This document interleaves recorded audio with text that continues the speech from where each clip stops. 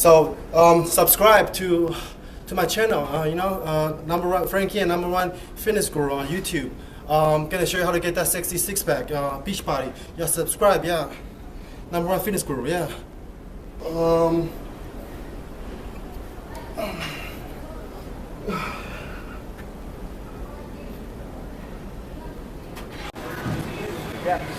Hello guys, back workout today. So usually I start out with the compound movement because usually the first movement should always be compound movement. Deadlifts, squats, bench, doesn't matter what you're working on. If you're working on chest, bench press, if you're working on back, deadlifts. So in this case I'm doing kind of like this half deadlift, sort of like a pin deadlift because I already did legs yesterday, so I'm only gonna focus on my upper back. If you do legs, it's always the squat, right? And then because you want to do the heavyweight stuff when your CNS is fresh, right? Because towards the end of the workout, when your CNS is fatigued, you can't do strength anymore, and you move on to higher reps, more volume, shorter rest. So I'm gonna do the shrug half deadlifting for my back as my compound movement, CNS strength movement exercise of the day. And then from there, I'm gonna strip it down, So here we go.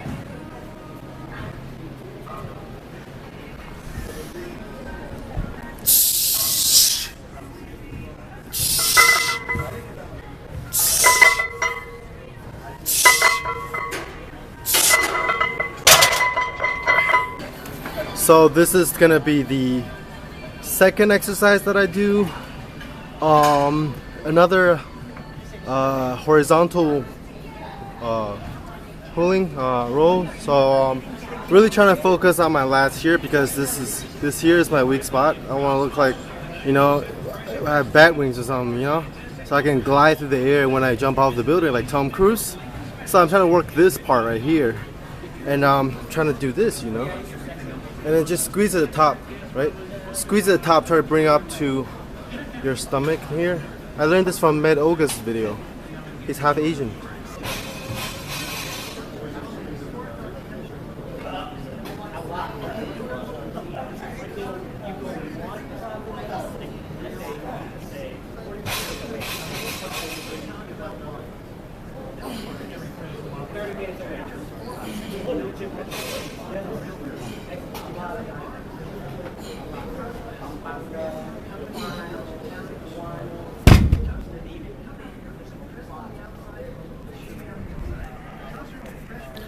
So I found out that if you give you a little twist, if you twist the dumbbells this way just a little bit at the end, it gives you more space to maneuver the rep, so you feel it more in your lats.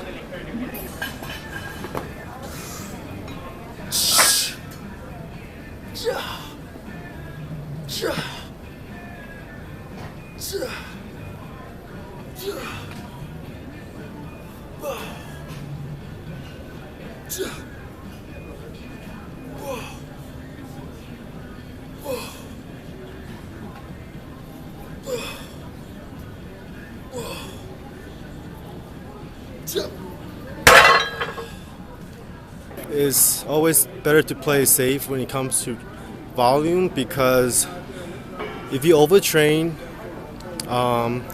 you're not gonna make any progress. But if you train less than what you would be doing if you overtrain, let's just put it this way: most people who go to the gym are already motivated enough to induce the kind of stress that's needed for muscle growth. So if you quote unquote undertrain in your mind, you're gonna make progress. It's just slower progress than if you do a little bit more.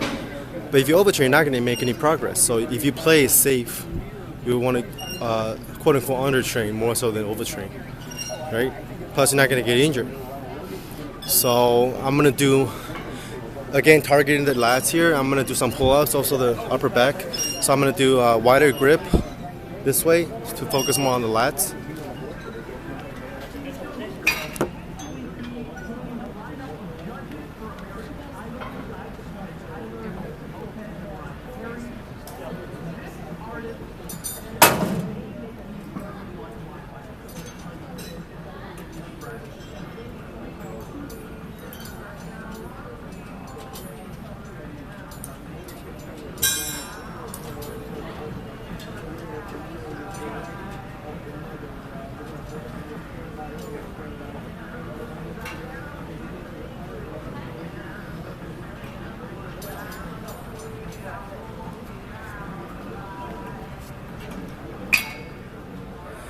Bumping up the reps now from 8s to 12s, now 15s. And gonna do my second set of pull-ups. As you work towards the end of the workout, as I say, I like to do low reps first, heavy weights, compound movement, then move slowly to individual muscle parts, and then you reduce your rest periods and you bump up the reps. So you're kind of moving from the nervous system, because you have to be fresh when you do CNS work, like heavy stuff, right? And then when you move out, when you move down to lighter stuff, and higher reps, it's more for the pumps in your muscles, to pump the blood into your muscles, the pump. That way, you should rest a little bit less. So I'm gonna go for another set of 15 right now.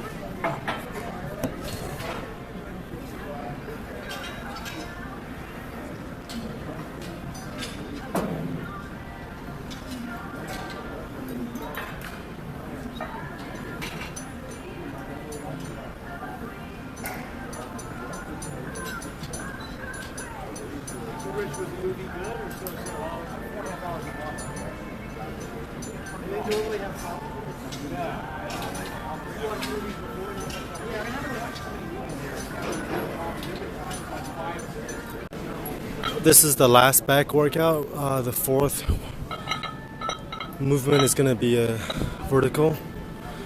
High reps, probably 20 to 30 reps.